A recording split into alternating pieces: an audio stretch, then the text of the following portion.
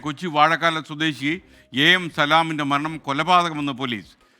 ഇക്കഴിഞ്ഞ നവംബർ 29-ാം തീയതി വീട്ടിലെ ഹാളിൽ മരിച്ച നിലയിലായിരുന്നു ഈ മൃതദേഹം കണ്ടെത്തിയത്. വീട്ടുജോലിക്കാരായ ദമ്പതികൾ ഇപ്പോൾ പോലീസ് കസ്റ്റഡിയിലായി.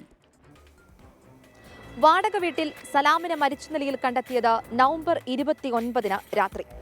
തുടക്കത്തിൽ സ്വാഭാവിക മരണമെന്ന് കരുതിയിടത്തു നിന്നും കൊലപാതകമെന്ന സംശയം ഉയർന്നു വന്നത് സ്വർണവും പണവും നഷ്ടമായെന്ന് അറിഞ്ഞതോടെ.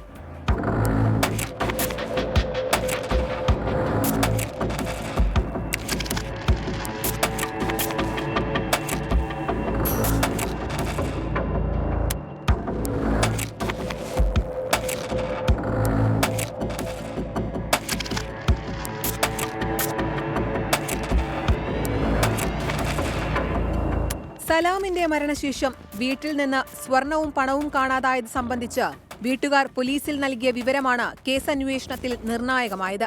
അന്വേഷണത്തിനിടെ വീട്ടിലെ ജോലിക്കാരായിരുന്ന ബീഹാർ സ്വദേശികളായ അസ്മിത കുമാരി, ഭർത്താവ് കൗശൽ കുമാർ എന്നിവർ സ്ഥലം വിട്ടതായി കണ്ടെത്തി.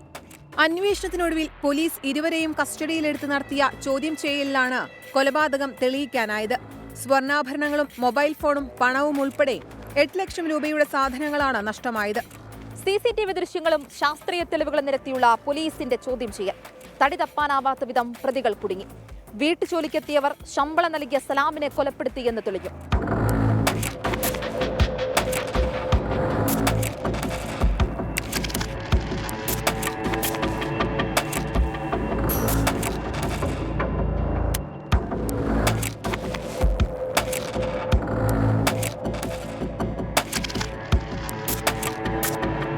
പ്രതികൾ താമസിച്ചിരുന്ന ഇന്ദിരാനഗറിലെ വീട്ടിലടക്കം പരിശോധന നടത്തി പോലീസ് വിവരങ്ങൾ ശേഖരിച്ചിരുന്നു.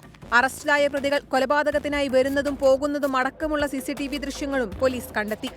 ശാസ്ത്രീയ തെളിവുകൾ നിരത്തിയുള്ള ചോദ്യം ചെയ്യലിലാണ് പ്രതികൾ കുറ്റസമ്മതം നടത്തിയത്. 24 കൊച്ചി.